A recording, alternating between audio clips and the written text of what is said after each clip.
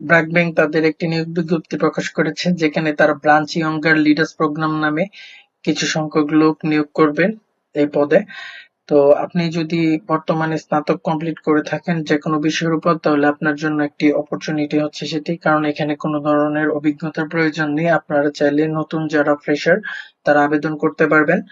আবেদন করার জন্য আপনাদের যে সকল ক্রাইটেরিয়া দেওয়া হয়েছে তার মধ্যে হচ্ছে আপনার অনার্স কমপ্লিট থাকতে হবে, এখানে লেখা আছে, এবং হচ্ছে যে কোনো জায়গায় কাজ করার মানসিকতা থাকতে হবে, এবং প্রবলেম সলভিং এবং অ্যানালাইসিস করার ক্যাপাবিলিটি থাকতে হবে।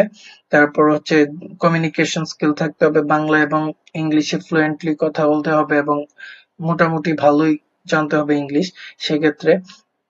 এছাড়াও আপনার সোশ্যাল স্কিল থাকতে হবে, তাছাড়া টিম ওয়ার্ক করার মতো এবিলিটি থাকতে হবে বা মানসিকতা থাকতে হবে। এটাই হচ্ছে মিনিমাম ক্রাইটেরিয়া ওদের।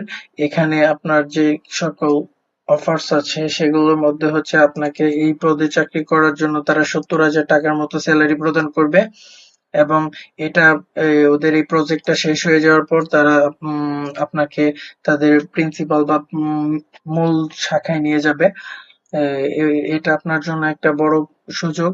এছাড়াও আপনি এখান থেকে অনেক কিছু শিখতে পারবেন। আপনি যদি নতুন হয়ে থাকেন সেক্ষেত্রে এটা আপনার জন্য একটি অপরচুনিটি। যেহেতু যেহেতু এটা নতুন যারা ফ্রেশার আছে তাদের জন্য করা হয়েছে, সেক্ষেত্রে এই 30 বছর ধরে নেওয়া যায়। এরপরে হচ্ছে বাকিটা অ্যাপ্লাই করতে গেলে দেখা যাবে। এখন পর্যন্ত আমি আবেদনটি এই সাবমিট করি নাই, তো আমি আসলে সেভাবে আপনাদেরকে বলতে পারতেছি না।